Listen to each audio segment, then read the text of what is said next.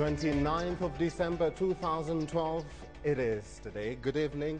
A blessing or a curse? That's the question many of you are asking due to the rains that have wreaked havoc in the country or in many parts of the country.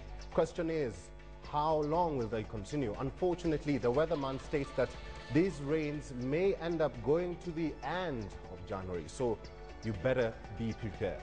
We have more stories on KTN Saturday Night Live. Standing in for Linda Oguto, I'm Eric Njoka. These are some of the stories coming up.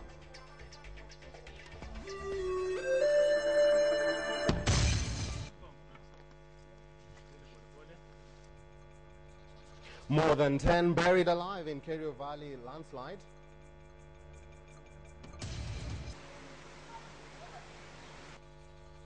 Be warned, ongoing rains could cause more havoc.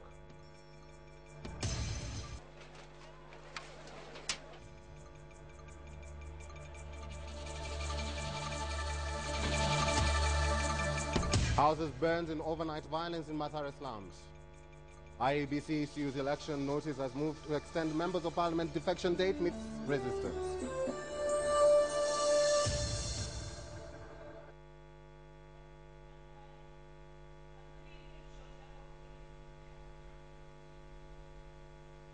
Good evening and welcome to the program. Now, 12 people, among them 8 children, died after being buried alive when several mudslides hit Elgeyo Marakwet County. The mudslides that happened early morning today are said to have been caused by heavy rains that have hit the area in the past week. And as KTN's Mercy Kandia now reports, local leaders want over 1,000 families living along the valleys relocated.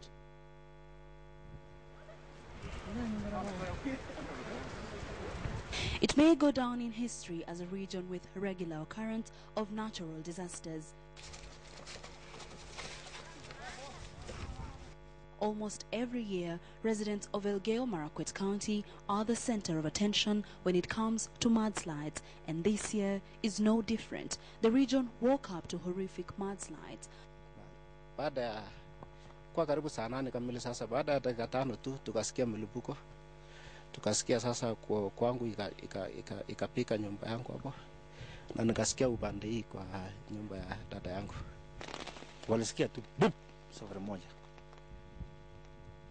ikaonekana ya kwamba pale juu ilikuwa imekatika na ilianguka, mchanga ilitoka pamoja na miti. 5 major mudslides hit Kerio South Saturday morning. Huge rocks and boulders that had for long stood along the Kerio escarpments cascaded downhill, getting villagers by surprise, and in the process burying 12 people alive, 8 of them children. Sogom, Kabur, Kapechei, Simit and Enego villages among the worst hit. Na tukaanza sasa kutafuta wenye sasa hatukuwa tunajua mbali. Walikuwa As the heavy rains continued, villagers tried to save those they could. The tough terrain, however, slowed down the efforts.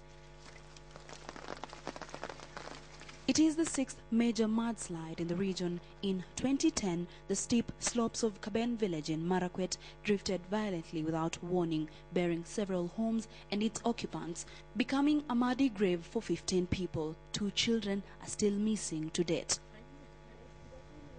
The recent occurrence in Kerio South has got villagers angry. They want the government to give them alternative land. Niere serikali wachukue shamba na waone mahali pengine safe kwa wananchi wake. Tunaamini kwamba serikali inasikia kilio cha watu wao na itafanya vile watu wameuliza. Over 1,000 families in Kerio South are to be temporarily relocated, owing to fears of more mudslides as heavy rains continue. 12 people, including children, are nursing injuries in various hospitals in Kerio.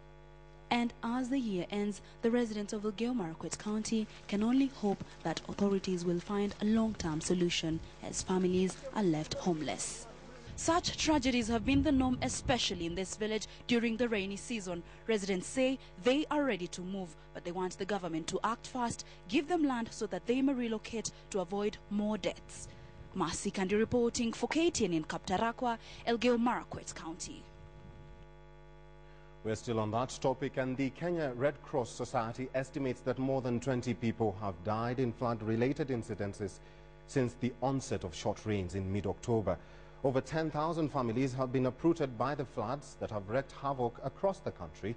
The weatherman is urging those residing in vulnerable regions to move to safer grounds as the rains are expected to continue until late January. Here's KTN's Angel Katusia with an update of the flood situation in the country.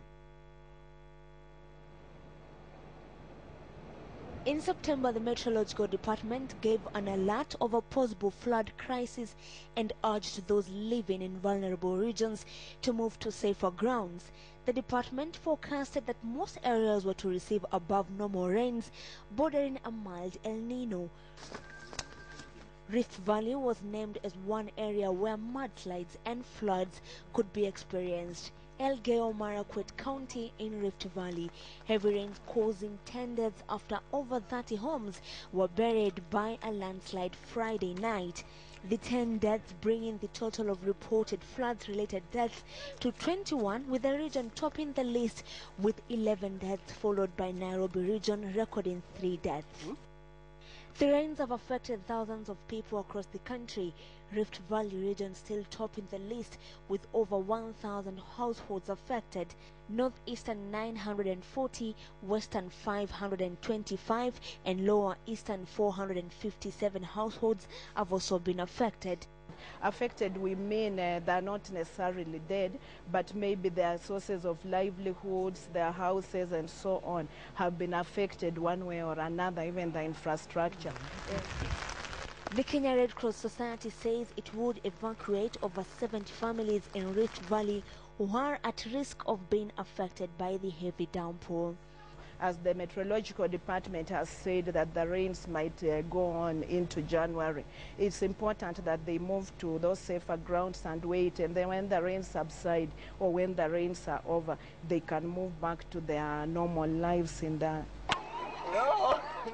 Heavy rains in Nyanza have caused River Nyando and River Ombei to overflow. 60 families living along River Ombei have been displaced, as well as 40 families along Nyando River. Red Cross teams are working round the clock to evacuate residents living along the rivers to safer grounds. In Nairobi, poor visibility and slippery roads due to ongoing rains caused 2 accidents along Mombasa Road in which 3 people were injured.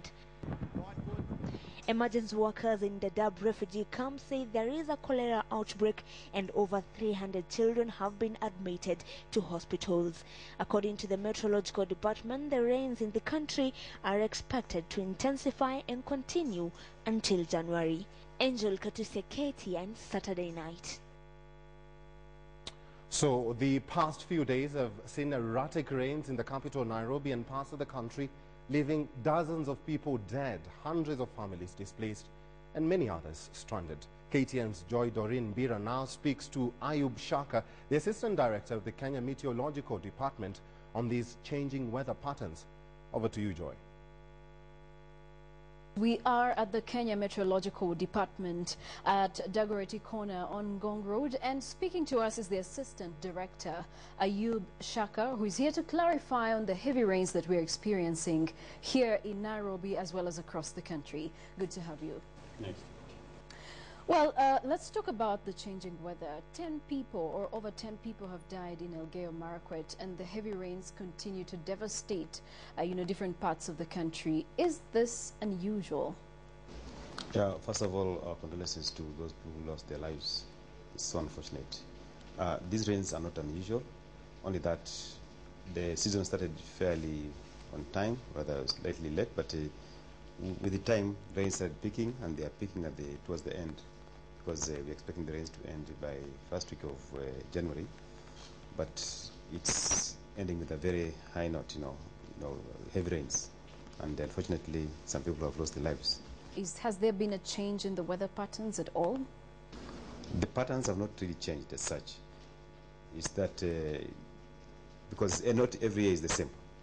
Every time you have maybe more rains on one side of the country and fewer on the other side of the country, but all the same, at the end of the day, generally the country receives normal rainfall. You remember when we gave our forecast, we said most parts of the country receive normal to above normal rainfall. And some of those areas which are getting heavy downpour are those we expect to have above normal rainfall, like Western Kenya, Rift Valley, and the central parts of the country. Those areas have really got a lot of rain by now. In fact, yesterday we were reporting 120 for Nairobi. Today, Jomo Kenyatta reported, Dagoretti reported 26 millimeters. So you can see those kind of figures in a very short while. That's a lot of water. Well, earlier on, the Kenya Meteorological Department did give the weather forecast, and part of it said that there would be a mild El Nino. Is this what we're experiencing now? That issue of mild El Nino, I think, I don't know where it came from, but what we know is that we were expecting above normal rainfall, and it had nothing to do with El Nino as such, because we are still in the normal phase of El Nino, episodes, normal phase. So normal phase can give us normal to above normal rainfall, but when you have El Nino, we always get well above normal rainfall. Could it get worse? No, it cannot get worse. It's only now coming to an end, so we should be seeing the last few drops of the rainfall. Well, with these heavy rains that we're seeing, both in Nairobi as well as outside Nairobi, there's some parts of the country that have not even experienced a single drop of rain. So which areas are most affected by these heavy rains? There are places which really have not gotten much rainfall, like if you talk of Wajir and northeastern, some parts of northeastern, not all though, some parts of northeastern, and a few pockets in southeastern lands and the coast. But all in all, we're expecting the southern part of the country to continue experiencing rains up to first week of January. But for Western Kenya and Central, we expect them to continue up to, say, mid-January. Mid-January. Yes. And when we talk about heavy rains, and looking at the landslides and mudslides, some people think that this is going to continue for quite some time. But if you say mid-January, there are times the meteorological department gives a weather forecast and then the rains stretch out into February, or sometimes maybe the weather is just different. Well, we are talking of seasonal rains, because we also have off-season rains. Like in the middle of a dry season, you can have 1 or 2 storms. That's not really significant. But for this season, we're expecting it to end by latest mid-January. Thereafter, we normally have a break of a dry spell before we get the March-April rainfall. Well, what are your final remarks to all Kenyans who are watching us right now, and probably some of them have been displaced at this point in time? What is your message to all Kenyans? Well, we still have a few storms remaining, especially for those areas around central parts of the country and Western Kenya, and a few locations in the coast. So they have to be on the lookout, especially for those who are staying in the very steep areas. If you see a crack, which is associated with probably some landslide, maybe it's important that you move, because a crack is an indication that the soils are wet, the ground is wet, and any time it can slide down. So whenever there is a crack, it's important that people take precaution and move away. Well, thank you very much. We do appreciate your time spared to talk to us about the weather and what we should be expecting. Speaking to us has been Ayub Shaka, who is the Assistant Director of the Kenya Meteorological Department. Here in Dagoretti, Ngong Road, I'm Joy Doreen Bira. Back to you in Studio A. Well, thank you very much, Joy. You heard it from the Meteorological Department. You need to stay safe. And actually, we're inviting your opinions to our SMS number 8040. How safe do you need to be during the rainy season? Well, to matter security now, police have launched a massive manhunt for suspected criminals said to be behind an arson attack in Mathare 3C slum. Some 30 houses were burnt down Friday night, with dozens of residents left homeless. Police say they have been pursuing the suspects who also murdered a local elder just before Christmas. KTN's Asha Mwilu has more on this story.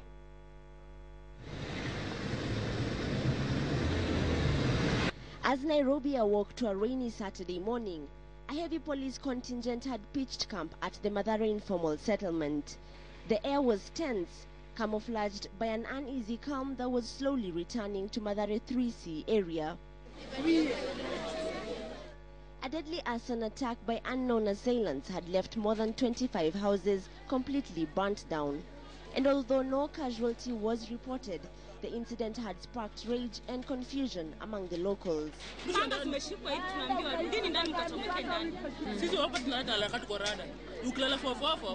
utakuwa makaa.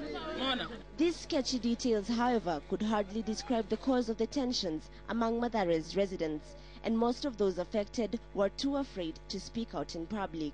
It's this clear sense of fear that drove us to another part of the slum. We are led to this dingy makeshift settlement. This is now home to some whose houses were torched down barely a week ago, and last night's attack victims will soon be joining them. Wanapiga na mapanga, fungueni. Ukitoka nakwambia toa simu na toa pesa yenye uko nayo ama tukuue. Kama unanambua unasukumwa ndani, rudi ndani uchomeke huko. Nyinyi ndio mnaweka waizi. Madhare watu wanaitana. Mimi nikiwa jambazi na nilishama Madhare na kitu kibaya imenitendekea hapa, imetendekea rafiki yangu hapa, ataniita hata kama naishi Kayole na nitarespond. But really we cannot say it is tribal clashes. It is there could be politics behind it. Polisi ako na haja tuweza kuchukua ongo. Ukimwambia uizi ise hapa, haisi chukua jukumu lake alinde raia. The police officers will be deployed, enough police officers to ensure that the situation is contained. As the blame game continues, however, so does the alarming rate of crime in such informal settlements. With the general election just around the corner, the National Cohesion and Integration Commission has warned that such criminal activities should not be written off without a thorough probe. Residents of Mathare have been witnesses to all manner of criminal activities, and now at a time when all eyes are on the government and the renewed police service with the newly appointed Inspector General, observers will be keenly watching to see just how security forces handle this new wave of crime. Ashamwilu, KTN, Mathare. In other news, 2 people died while 5 sustained injuries following a road accident along Kibarani Road in Mombasa Saturday evening. According to eyewitnesses, a taxi lost control and swerved into a nearby ditch, prompting onlookers to try and rescue the occupants of the taxi. It is then beg your pardon for that. It is then that amid the confusion on the road that an oncoming trailer lost control as it tried to avoid hitting the pedestrians on the road, that it veered off and rammed into 3 other stationary vehicles on the road, killing a border rider and a pedestrian on the spot. The Kibarani accident puts the death toll to road accidents since Christmas began to a total of 13. Ndio hiyo lori ya hakika nadhani ikatoka Mishiva ikatoka huko nyuma ikaje ikagonga pickup, hiyo pickup ikagonga pikipiki pamoja ikachanganya na gari nyingine ndogo ikavuka pande hii, ndio imeua hao watu wawili hapo wa pikipiki na imeanguka na matatu nyingine pia hapo nyuma. Kwa hivyo ni magari kama 4-5 hivi. To politics, the Pambazuko coalition, an alliance of 4 political parties, has collapsed. 3 parties in the coalition pulled out, citing irreconcilable differences with Eugene Wamalwa's New Ford Kenya party. 3 parties, Vision Party of Kenya, Federal Party of Kenya, and Shirikisho Party, called off the political union as the Registrar of Political Parties summoned warring parties in the Jubilee coalition over the presidential nomination row. KTN's Rita Tinina reports.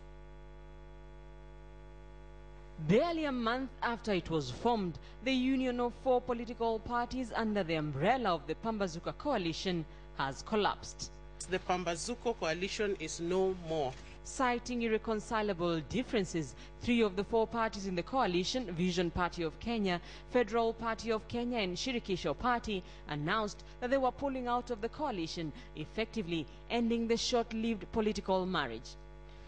This partnership, formed on 4th December 2012, was officially terminated yesterday.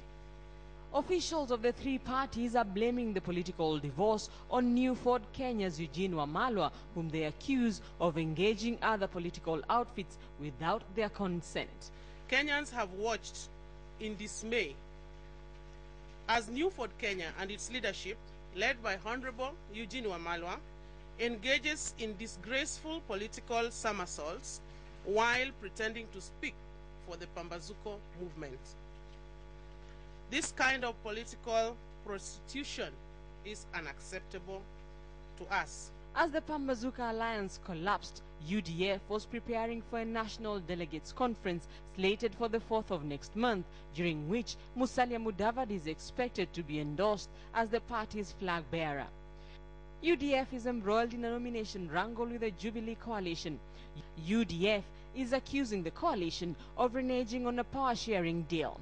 And now, the Registrar of Political Parties is moving to end the nomination row. As of now, the Registrar has invited us, together with TNA and URP, for a meeting on Monday. And therefore, I do not want to preempt whatever the Registrar will decide. On the campaign trail, a section of CORD leaders led by Moses Wetangula campaigned in Bungoma. Munahitaji timu ya kuongoza nchi yetu yenye rekodi yake inajulikana. Munahitaji timu ya kuongoza nchi yetu wenye hawana dosari kwa kupigana na kukosoa wananchi wa kabila zingine. The leaders also addressed rallies in Kimilili, Mount Elgon, and Tongaren areas. In Embu, Kenya leader Martha Karua was on a Meet the People tour. She addressed gatherings in, among other areas, Karaba, Gategi, Gakawa, Gikuru, and Kiritiri. Rita Tinina, KTN. We're still on politics, and the Independent Electoral and Boundaries Commission has released the election timeline detailing when candidates should submit their nomination papers and the seats that will be contested. This comes as the civil society continued to pile pressure on President Mwai Kibaki to ignore the move by members of parliament to amend the law to allow them time to defect from other parties. KTN's Aaron Ochieng reports.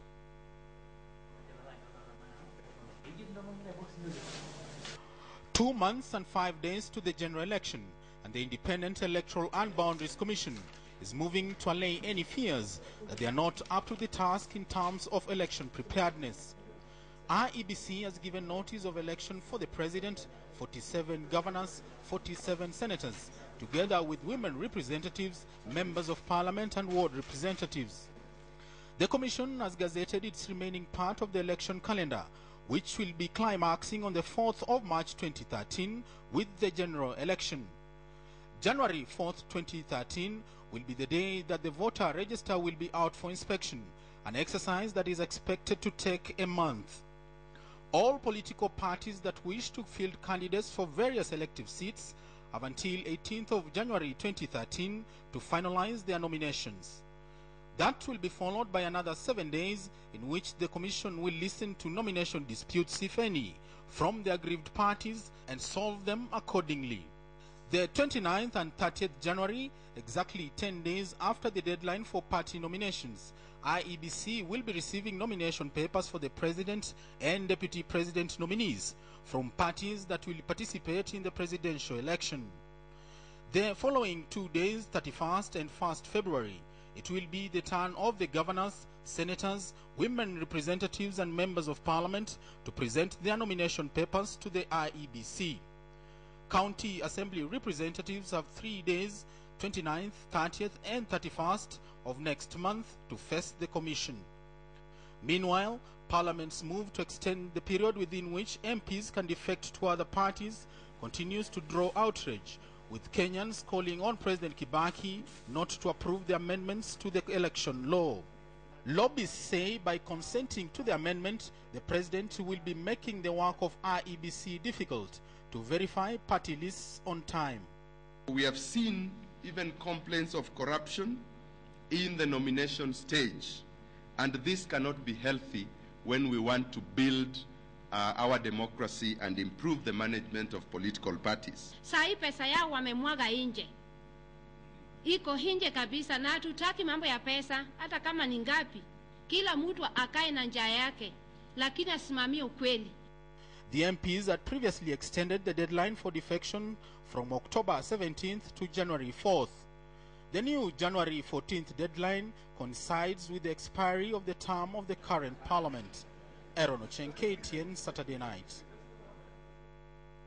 So our main headline or our main story for tonight is rains wreaking havoc in parts of the country, causing even deaths.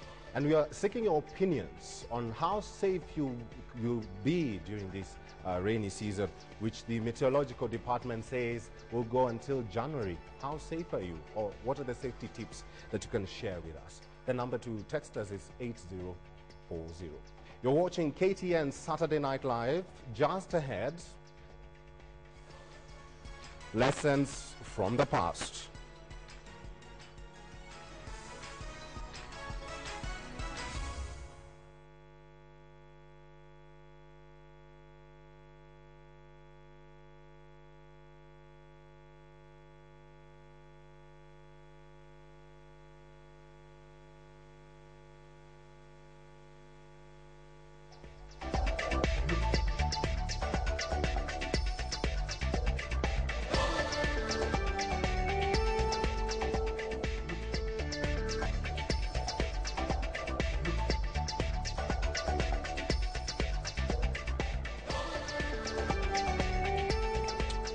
All right, welcome back to KTN Saturday Night Live. With me, Eric Nzoka, sitting in for Linda Ogutu. Now, as we reflect on Aaron Ochieng's story before the break of just how prepared we are for the coming election, KTN's Betty Kyalo now takes us through the events of the bungled 2007 election that led to Kenya's darkest hour.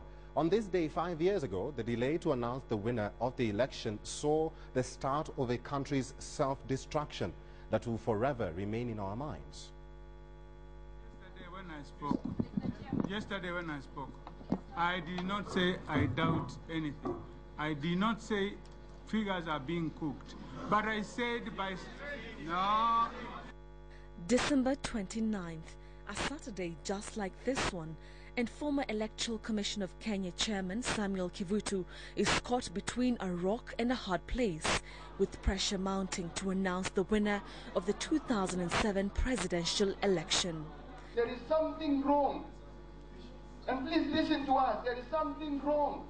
An announcement that held the country in ransom, leading to tension and sprouting of violence in different parts of the country. I said by staying with the papers for so long, one would suspect they are cooking. There's a difference between suspecting and the actual cooking. The Commission's main tallying center at the KICC became an avenue of a lot of back and forth between different parties, at times turning into insults and near exchange of blows. As this progressed into what could be described as the impetus for the violence that will hit Kenya in just hours, Kenyans across the country made it clear that the long wait, coupled with reports of rigging in some tallying centers, would send the country into panic. In just hours, violence in the country flared up. Protests, destruction of property, and throat-cutting tension rocked Kenya. Calls for peace did not bear fruit, as by the 31st of December, more than 104 people had been killed. Remedies to deter such occurrences, including a new constitution and a new electoral body, have since been put in place. Now, with 3 months to yet another election, many Kenyans are preaching peace in the spirit of preventing, by all means necessary, the events of Kenya's darkest hour 5 years ago. For KTN, I'm Betty Kyalo. All right, in other news from the counties, a row simmers over grazing lands for cattle in Konza, Machakos County, and in Meru, over 200 youth graduated from a mass voluntary male circumcision program. These and more in our News in Brief segment. This morning in Nairobi, several people sustained minor injuries in 2 separate accidents along Mombasa Road, where drivers of a commuter bus and a school bus lost control of their vehicles and veered off the busy highway. Drivers of the 2 buses sustained minor injuries during the accidents. 200 youths from different counties have successfully completed a 3-week safe male circumcision program in Meru County. The program for 8-year-old boys was started by Bishop Morioki of Kaga Synod after 3 boys died in 2004 following a botched circumcision ceremony. Over 2,800 boys have been initiated and underwent life skills training. Charity Kimani, KTN. Well, you're watching KTN Saturday Night Live. We'll take another break, and when we come back, we'll come back with sports, and it's all about Harambee Stars. Let me just say that. Once everybody preaches peace, then I'm sure, and the deployment of officers on the ground, I'm sure we shall have peace.